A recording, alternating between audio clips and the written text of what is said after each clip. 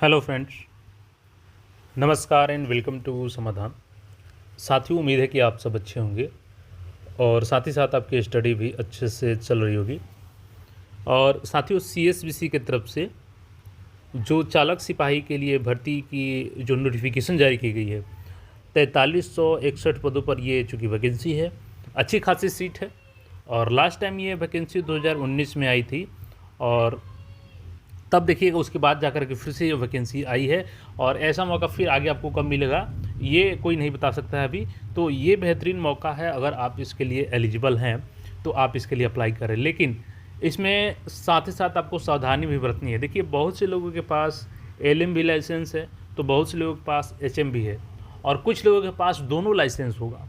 तो आपको किस लाइसेंस से अप्लाई करना है, साथ ही साथ कितने दिन पुराना आपका लाइसेंस होगा तो आप लोग एलिजिबल होंगे। क्योंकि देखिए, बिना जानकारी के अगर फॉर्म भरेंगे आप, तो हो सकता है कि आप एलिजिबल रहते हुए भी डीवी में छट जाएं। और इससे होगा कि आपका पैसा तो बर्बाद होगा ही होगा, साथ ही साथ आपका समय बर्बाद होगा और एक अच्छी खासी अपॉर्चुनिटी भी आप खो सकते हैं।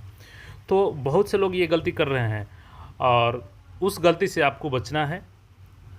तो फॉर्म भरने से पहले एक बार पूरा इस वीडियो को देखिए और उसके बाद आप सही से फॉर्म को अप्लाई कीजिएगा। साथियों, आज हम लोग बात करने वाले हैं बिहार पुलिस चालक सिपाही भर्ती 2025 बेस्ट बुक, जो कि चक्षु पब्लिकेशन के द्वारा जारी किया गया है। 25 प्रैक्टिस सेट इसमें आपको व्याख्यात्मक हल सहित मिल जाएगा। 24 से 50 प्लस एमसीक्यू प्रश्न दिए गए हैं और बेहतरीन तरीके से सेट तैयार किया गया है, जिससे कि आपकी विषय पे पकड़ बन सके और अपनी तैयारी को आप नेक्स्ट लेवल तक लेके जा सकें। तो इस बुक के साथ तैयारी करने के लिए लिंक डिस्क्रिप्शन में जाइए, वहाँ से परचेज कीजिए बुक को और अपनी तैयारी को नेक्स्ट लेवल तक लेकर के जाइए और सिलेक्शन को अपने कन्फर्म कीजिए।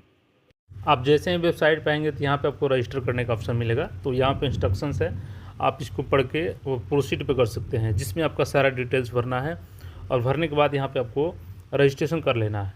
और देखिए, यहाँ पे पूछा भी जाएगा आपसे पास लाइसेंस है या नहीं, क्योंकि अगर आपके पास लाइसेंस नहीं है और लाइसेंस है भी तो अगर वैलिड भी नहीं है, तो आप अगर नो करते हैं तो सीधे आपको नॉट एलिजिबल दिखाएगा।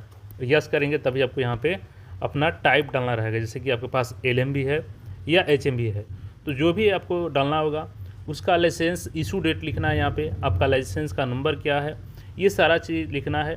तो इसके बाद ही आपको अप्लाई करना है। अब देखिए, इसमें जो लोग गलती कर रहे हैं एलएमबी और एचएमबी में, वो आपको गलती नहीं करना है। लाइट मोटर व्हीकल और हाई, यहाँ पे देखिएगा तो हेवी मोटर व्हीकल की नोटिफिकेशन में अगर आप आइएगा ना, तो यहाँ पे 11 नंबर पॉइंट में आपको कट ऑफ तिथियाँ है, कट ऑफ डेट्स। और इसमें उम्र सीमा के लिए आपको 1 अगस्त 2025 बताया गया है न्यूनतम। और मैक्सिमम यहाँ पे देखिएगा तो मैक्सिमम आपका 1/8 जो 2020 है, इसके अनुसार भी अगर आप एलिजिबल हैं। यानी कि देखिए, यहाँ पर मिनिमम एज की हम लोग बात करें। अब देखिए, यहाँ पे जो एज का लिमिट है ना, अगर आप गैर आरक्षित से है, जनरल से हैं, तो आपको मिनिमम 20 साल है और मैक्सिमम 25 साल है यहाँ पे। और पिछड़ा वर्ग, अत्यंत पिछड़ा वर्ग के पुरुष के लिए 20 साल मिनिमम और मैक्सिमम 27 साल है। और पिछड़ा वर्ग, अत्यंत पिछड़ा वर्ग कोटि की महिलाओं के लिए न्यूनतम 20 वर्ष और 28 वर्ष मैक्सिमम है। अनुसूचित जाति जनजाति के लिए 20 वर्ष मिनिमम और मैक्सिमम 30 वर्ष है। और देखिए, इसके लिए एज कट ऑफ क्या है, तो 01/8/2025 को आपका कम से कम 20 साल होना चाहिए। और अपने कैटेगरी के अनुसार जो मैक्सिमम आपका चाहे, जिनका 25 हो, 27 हो, 30 हो, वो अगर आपका 1/8/2020 के अनुसार भी है तो आप इसके लिए एलिजिबल होंगे, क्योंकि यहाँ पे 5 सालों की आपको छूट दी जा रही है एज में।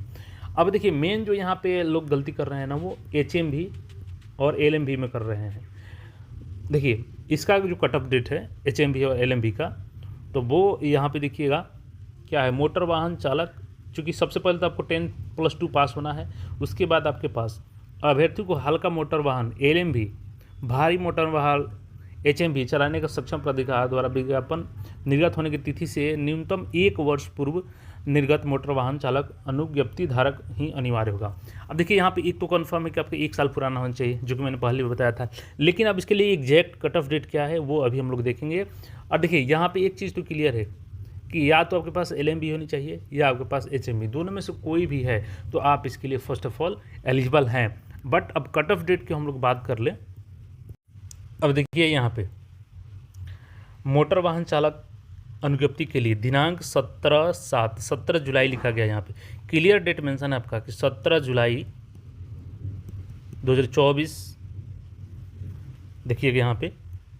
तो देखिए यहाँ पे क्लियर दिया गया है कि विज्ञापन प्रकाशन के 1 वर्ष पूर्व, तो 1 साल पहले यानी 17/7/2024 के पहले आपका बन चुका होगा लाइसेंस, तभी आप इसके लिए एलिजिबल होंगे। अब देखिए इसमें गलती कहाँ पे कर रहे हैं छात्र, जिसे मान के चलिए कि किसी के पास LMB भी है और HMB भी है, तो लोग सोच क्या रहे हैं कि हम HMB से करेंगे तो हमको ज़्यादा बेनिफिट मिलेगा। देखिए बेनिफिट के मामले में बात करें तो दोनों का सेम वैल्यू है, यहाँ पे केवल फॉर्म भरने के लिए एलिजिबिलिटी है ये। तो इसमें अगर आपके पास LMB है और HMB है तो आपको तय ये करना है, आप HMB भरेंगे कोई दिक्कत नहीं है। लेकिन अब क्या है कि मान चलिए ये आपका 17/7/2024 के पहले का है LMB, लेकिन अगर HMB इसके बाद के आप बनवाए हैं, उसके बाद भी अगर आप HMB दे रहे हैं तो आप खुद पैर पे कुल्हाड़ी मार रहे हैं। तो ये आपका देखिए दोनों में से कोई भी सर्टिफिकेट दे सकते हैं, बस उसका जो कट ऑफ डेट है आपका 17/7/2024 इसके पहले का होना चाहिए। इसके बाद का जो भी है लाइसेंस वो आप नहीं दीजिएगा, फॉर्म भरिएगा, एग्ज़ाम दीजिएगा, फालतू का आपका समय बर्बाद होगा और आपका पैसा तो जाएगा ही साथ ही साथ। तो ये ध्यान में रखते हुए आपको फॉर्म भरना है कि जो भी लाइसेंस आपके पास है LMB चाहे HMB या दोनों है, तो उसमें से जो भी आपका 17/7/2024 तक बन चुका है तो उसी को देना है, ये ध्यान में रखेंगे।